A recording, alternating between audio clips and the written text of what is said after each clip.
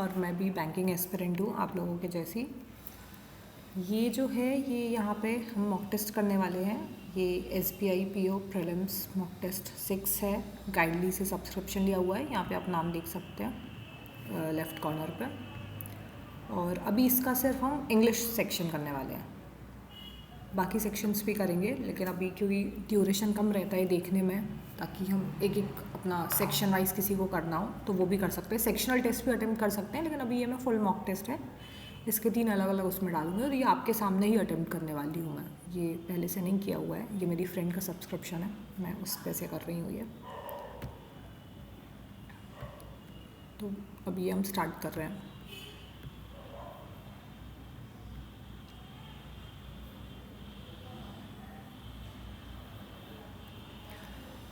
ये इसमें correct order check करना है। The right to free speech is the first amendment to the US constitution, और यहाँ पे ये सेकंड वर्ड डैश है। ये ऑर्डर तो सही लग रहा है, right to free speech amendment constitution, तो ऑर्डर होना चाहिए MNO। सेकंड वर्ड मैं देख नहीं रही हूँ क्योंकि ऑलरेडी यहाँ पे ये फर्स्ट का कोई सेम ऑर्डर नहीं है, इसलिए मैं नहीं देख रही हूँ। नेक्स्ट है ये, the home ministry ordered prison screening camps as the environment spread TB to allow rapidly. नहीं, ये गलत लग रहा है। होम मिनिस्ट्री ऑर्डर्ड प्रिजन, ये तो सही होगा। Environment spread TB to allow rapidly, नहीं, तो ये होना चाहिए allow TB to spread rapidly, मतलब MON। अब ये MON एक में ही है, तो सेकेंड वर्ड हम देख ही नहीं रहे हैं। Humpi's superpower is the only latest reminder about India's dashes to success in international chess. Reminder तो सही है, ये सुपर पावर और सक्सेस इंटरचेंज हो सकते हैं, तो ऑर्डर होगा ONM। ONM एक में ही है, तो सेकेंड वर्ड में चेक नहीं करने वाली हूँ। In fact, the dash from the Trump administration tariffs in the area of trade and measures, no, ये हमने पढ़ा है ट्रेड एंड टैरिफ साथ में होता है, तो ये तो एक हो गया, तो टैरिफ इधर आएगा, मतलब NM could seriously impact business, तो बिजनेस पे इम्पैक्ट होता है, तो होगा NMO। ये है NMO, एक में ये है, सेकेंड में देखना ही नहीं है। इसमें क्या करना है, करेक्ट ऑल्टरनेटिव, ठीक है। US maintains close ties with several repressive monarchies and dictatorships where freedom, नहीं, यहाँ ये वेयर होना चाहिए, where freedom rarely enter, no, WHERE where, ये इसमें है, ओके। क्योंकि एक में ये, तो अब मैं कुछ और देख ही नहीं रही हूँ, जहाँ पे हमें जो ऑप्शन मिल जाए तुरंत हमें कर लेना चाहिए। Decision to strike military infrastructure on island while leaving its oil terminal untouched reflects a deliberate strategic calculate, no, not calculate, calculation, ये 3 में है calculation. Terminal untouched reflects a deliberate strategic calculation, फिर ये एक में ये रिफ्लेक्ट्स, फाइन। अब ये है, the perspective one gain from living alone, no, one gains from living alone is unparalleled. Let's see, the perspective one gains, ये okay, ठीक है, ये है। A team official tried to convince the people that the impact of the project would be minimal. Sorry, okay, तो been, I don't think यहाँ been आएगा। The impact of the project would be ये minimal. Which of the following words P mentioned can replace? Okay, यहाँ पे ये replace करना है। P क्या है? The closure of Strait of Hormuz has caused oil prices to reach $100 per barrel and disrupted gas supplies. ये इसमें से डिस्ट्रप्टेड ही सही है, तो ये एडवांस इनसाइटेड ये तो नहीं लगेगा यहाँ। अब एक क्यू का replacement, the current crisis in West Asia serves as both a warning and an utility. यहाँ पे एन लगा है, तो डेफिनेटली कुछ वर्बल होगा, अपॉर्चुनिटी हो सकता है या फिर यूटिलिटी। यहाँ पे जो है वो बोथ बोला है, तो वार्निंग का एक ऑपोजिट, मतलब कुछ पॉजिटिव होना चाहिए, तो एक आई थिंक वार्निंग है तो फिर अपॉर्चुनिटी है, तो ये इसके साथ जाना चाहिए। Which of the following words can are replace? Are impede. In past, notably during COVID-19 and in the past year, we have used moments of external stress to impede internal transformation. यहाँ पे कुछ होना चाहिए positive word, क्योंकि we have used moments of external interest to impede internal transformation. ये positive है, मतलब कुछ अच्छा ही किया है. Weaken, demean, destroy. एक्सीलरेट मतलब होता है इंक्रीज करना, तो यहाँ पे ये करूँगी मैं. Which of the following S can replace. Okay, S है ट्रांसफॉर्मेशन, तो we have used moments of external stress to accelerate internal transformation. ये chunk, servility, bulkiness, uniformity, I don't think ये कुछ भी लगेगा यहाँ. ठीक है, अब यहाँ क्या करना है, appropriate words. Solar adoption has dash in recent years helping dash dependence on fossil fuels. Search intensified, मुझे इसमें सारे वर्ड्स का मीनिंग नहीं पता है, सेकंड चेक कर लेते हैं.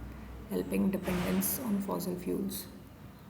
रिड्यूस, एनलार्ज नहीं हो सकता क्योंकि मतलब जो है सोलर अडॉप्शन ये पॉजिटिव चीज़ है, तो फॉसिल फ्यूल पे डिपेंडेंस कम करनी है, तो एनलार्ज नहीं होगा. रिड्यूस, डिस्काउंट भी नहीं हो सकता, तो रिड्यूस. अब फर्स्ट चेक ही नहीं करी हूँ क्योंकि एक में ही फिट बैठ रहा है reduce. Global climate negotiation often struggle because national interest tend to dash collective action and dash binding commitments. हाँ, ये फर्स्ट वाले से बेटर है, सेकंड चेक कर लें. सेकंड में मुझे वीकन पता है क्योंकि कुछ नेगेटिव होना चाहिए, क्योंकि यहाँ बोला है कि ग्लोबल क्लाइमेट नेगोशिएशन स्ट्रगल, मतलब स्ट्रगल कर रही हैं, तो यहाँ पे कुछ तो गलत हो रहा है, तो ये वीकन हो सकता है. Let's try. Tend to hinder collective action, मतलब कम करना, एंड वीकन बाइंडिंग कमिटमेंट्स. ठीक है, तो थर्ड करते हैं, ये दिया है option. Without strict regulatory enforcement, policies aimed at reducing emissions may dash in implementation and dash public confidence in governance. तो यहाँ कुछ जो है वो मतलब ख़राब कर रहा है, क्योंकि विदाउट स्ट्रिक्ट रेगुलेटरी एनफोर्समेंट मतलब लॉ के अगेंस्ट जा रहे हैं, तो यहाँ पे कुछ में नेगेटिव वर्ड डालना पड़ेगा. सेकंड देखते हैं. इंक्रीज़ नहीं होगा, increase public confidence no. Erode या रीस्टोर, तो एरोड ही होना चाहिए क्योंकि रीस्टोर भी पॉजिटिव है, तो एरोड भाई पब्लिक कॉन्फिडेंस ख़राब कर रहा है, तो अब मैं फर्स्ट देख ही नहीं रही हूँ, तो होगा इसका सेकेंड पॉल्टर erode. Women's participation in the work force has dash slowly despite policies meant to dash inclusion. ठीक है. स्टेगनेटेड मतलब होता है स्थिर करना, मतलब रुक जाना. डिटीरियोरेटेड कम करना. फेस्टेड आई डोंट नो, तो सेकेंड देख लेते हैं. Despite policies meant to encourage. ठीक है, पॉलिसी जो है वो तो कुछ अच्छा करने के लिए है, तो इंटिमिडेट हो नहीं सकता, डॉन्ट नहीं हो सकता, इनकरेज. और ये भी सही जा रहा है स्टेगनेटेड, कि वुमेन पार्टिसिपेशन रुक गया है क्योंकि पॉलिसीज़ जो हैं, जो कि पॉलिसीज़ इनकरेज करने वाली थी. ठीक है, ये क्या करना है, एरर ढूंढना है सेंटेंस में. When wars expand the most decisive targets are often not cities or armies but the economic arteries that sustain a nation's power. I don't think यहाँ पे कोई मिस्टेक है. ठीक है, next. Our national registry will provide the epidemiological foundation needed to guide policy and evaluate whether interventions are. नहीं, ये यहाँ पे जो है वेदर, ये तो मौसम वाला वेदर होता है, और होना चाहिए यहाँ पे WHETHER वेदर. ठीक है. Girl deserves to go out into the world for her education or work to find herself and build her identity outside his home. Girl है तो हिज कैसे हो सकता है, हर होगा. The court's order boosted the morale of environmentalists which have been opposing the project. नहीं, यहाँ which नहीं होगा क्योंकि environmentalist ये people है, तो उनके पे तो who यूज़ होगा ना, which कैसे यूज़ हो सकता है. ये मैं आगे का इसलिए नहीं पढ़ रही हूँ क्योंकि अगर हमें वहीं से समझ में आ रहा है then why waste time. Widespread power outages caused by the fuel shortages and faults in its power grid has triggered protest among the Cubans in recent years.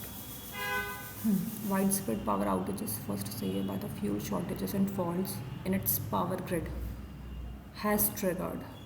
I think यहाँ पे have triggered होना चाहिए क्योंकि ये plural है कि जो widespread power outages हो रही हैं fuel shortages से, तो they have triggered, so that's definitely not has.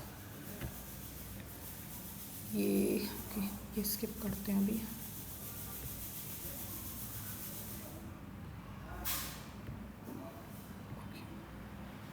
ये कर सकते हैं. Which of the following is synonym of the word punishing.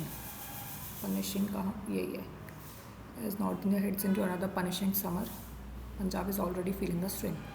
Punishing मतलब गलत, मॉडरेट नहीं होगा, टॉलरेबल नहीं, सीवियर हो सकता है, टेम्पररी प्रेडिक्टेबल ये भी नहीं, तो सीवियर। नेक्स्ट 14 नहीं, ये पैसेज पढ़ना पड़ेगा। Antonym of the word dense, dense मतलब होता है घना, भरा हुआ, ठीक है, specially in dense urban areas, तो क्राउडेड, कॉम्पैक्ट, कंजस्टेड। एंटोनिम देना है तो इट्स डेफिनेटली स्पार्स। स्पार्स का मुझे मतलब नहीं पता है, लेकिन यही होना चाहिए क्योंकि बाकी तीन का पता है। विच ऑफ द, नहीं ये अभी स्किप करते हैं, बैटरी चली गई इसकी। Why does author describe air conditioning as paradox, ये हम देख लेते हैं ऊपर से, कहीं हमें एयर कंडीशनिंग का दिख जाए। एक नज़र तो चली जाती है पैराग्राफ पे जब हम देखते हैं। ये रहा एयर कंडीशनिंग का। Air conditioning is perhaps clearest example of paradox. वाह, यही मिल गया।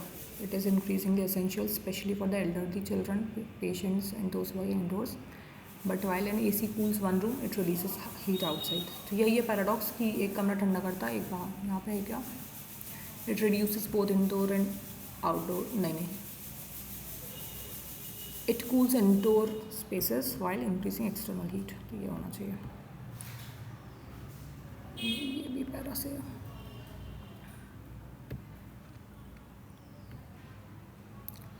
ये कर सकते हैं 3 वर्ड्स हाईलाइटेड, इनको करेक्ट ऑर्डर में देना है, ठीक है। फर्स्ट है कंजेशन, वो worse in traffic congestion and heat radiation from concrete, ठीक है। सेकंड क्या है, local conditions worse specially in dense urban areas, dense, ये तो सही है, A2 पक्का।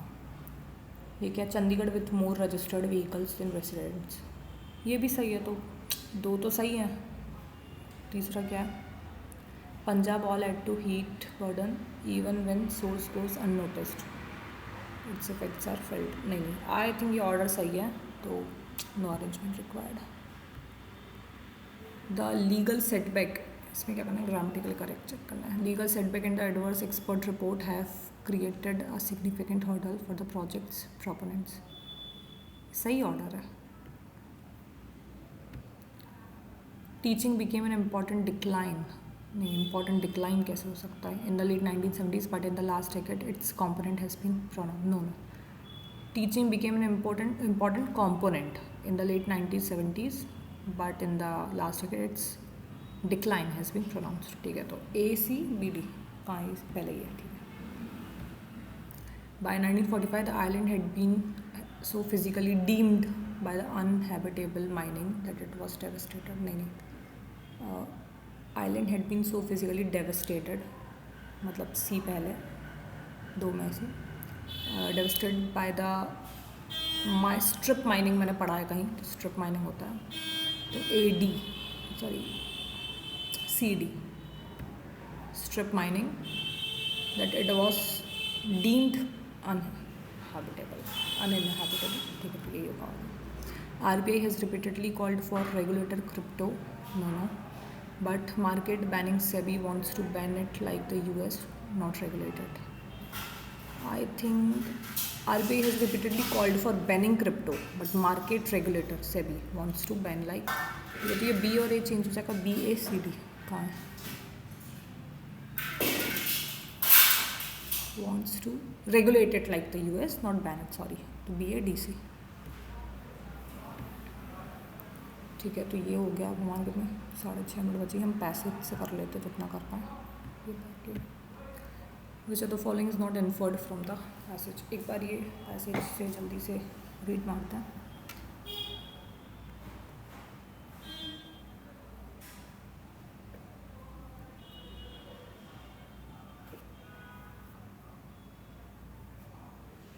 इसमें बेसिक हीट के बारे में बताया, यहाँ पे वेस्ट हीट,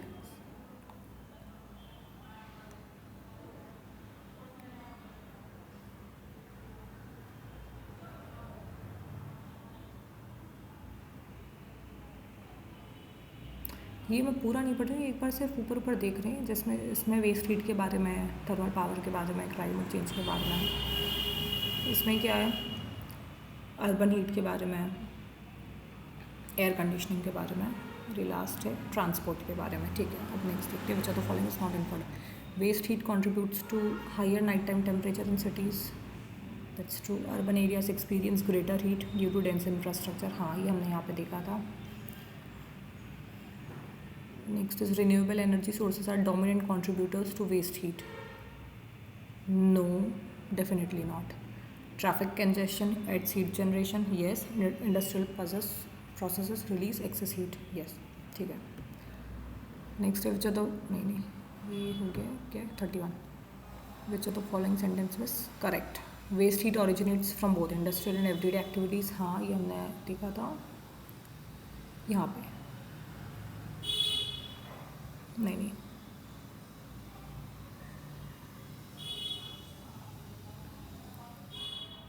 यहीं कहीं देखा था. Next is urban heat island effect is caused solely by anthropogenic heat. Vehicles contribute to heat generation through inefficiency and friction. First and third तो सही है. सेकंड चेक करना है. Urban heat island effect is caused solely by anthropogenic heat. No.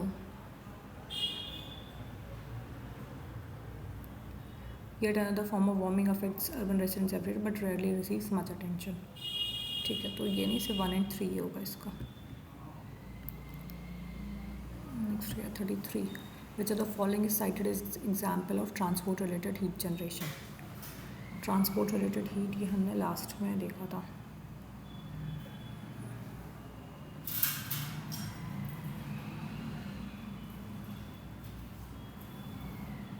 ये दिया bricks generate frictional heat and crowded roads create warmth body with air. So urban is absorbing. नहीं ये first ही दिख रहा है तो ये मैं आगे जा ही नहीं रही हूँ उस पर. What broader implication can be drawn from discussion on digital infrastructure? Digital infrastructure हमने यहीं कहीं तो देखा है.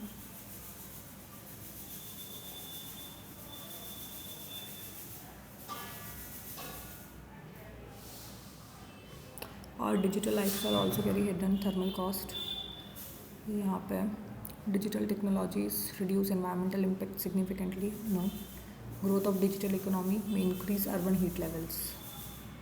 And data center operate without. नहीं तो ये हो सकता है कि growth of digital economy may increase urban heat levels. हाँ, ये है क्योंकि ये दिया हुआ है कि ये जो है ये डेटा सेंटर्स वगैरह लार्ज अमाउंट ऑफ इलेक्ट्रिसिटी करते हैं और उससे हीट रिलीज होती है. ठीक है. नहीं ये भी है. As India digital economy expands this footprint will grow. ठीक है. Which are the following explains best combined effect of climate change and waste heat. ठीक है. Climate change and waste heat cancel each other out. No. Operate independently. No. ये यहाँ पे हमने पढ़ा था. When we talk about climate change we usually focus on greenhouse gas. और ये भी दिया हुआ है कि ये क्लाइमेट चेंज पर अफेक्ट करती है. Waste heat is more significant than climate change globally. Waste heat amplifies the warming caused by climate change in urban areas.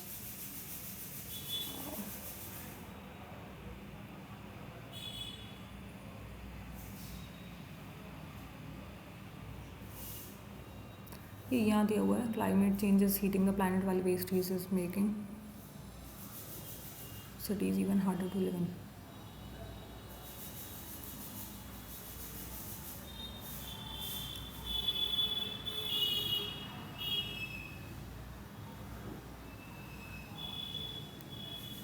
नहीं, I think waste heat amplifies the warming caused by climate change. ये यहाँ से जो पढ़ के समझ में आ रहा है. ठीक है. अब बचा है 2 मिनट बचे हैं. और maiden sentence I don't know. नहीं, मेडन इज फर्स्ट सेंटेंस. ठीक है. ये नहीं हो सकता.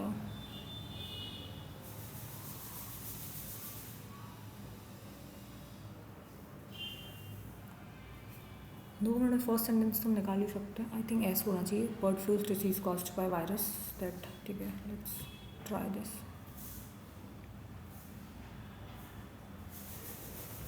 बर्ड माइग्रेशन भी हो सकता है. Bird migration is triggered outbreaks in both domestic poultry and wild population.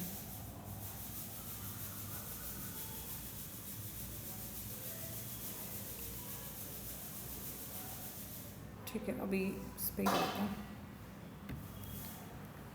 ये नहीं.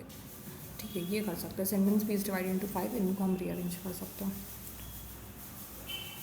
या तो सेंटेंस इससे स्टार्ट हो सकता है ए से या फिर ई से. दोनों दिया हुआ है. ई का ट्राई करते हैं. ई.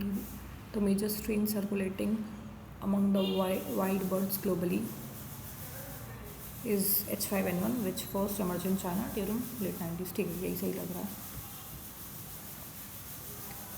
सेकेंड सेंटेंस नहीं. एंटी पेनल्टीमेट सेंटेंस मुझे नहीं पता इसका मीनिंग क्या होता है. Next to last sentence I don't know. ठीक है, एक बार हम मेड इन ठीक है सेकेंड सेंटेंस देख सकते हैं. Bird flu is a disease caused by virus.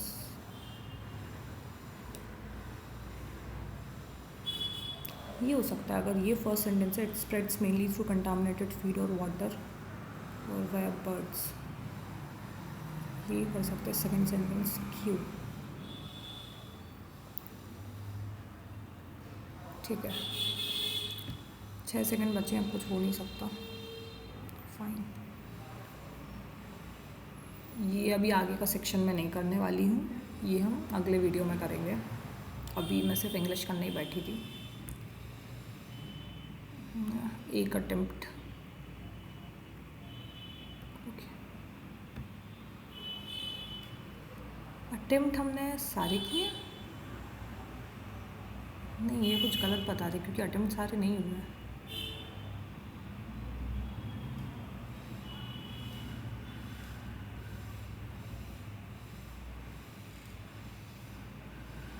Okay, तो 37 अटेम्प्ट हुए हैं, 3 नहीं हुए हैं. ठीक है, हमने फर्स्ट और सेकंड सेंटेंस किया था और एक और किया था सेंटेंस रीअरेंजमेंट के. 6 थे, उसमें से 3 रह गए थे.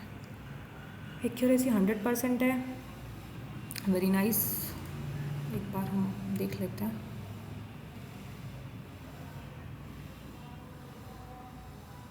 ये जो है ये रहे कौन सा गया था. ये 2 कॉन्सिक्यूटिव सेंटेंसेस. ठीक है, ये अरेंजमेंट ही नहीं बना पाए तो इसलिए ये कर नहीं सकते थे. एंटी पेनल्टीमेट, ये मुझे मीनिंग ही नहीं पता है क्या होता है. Let's search.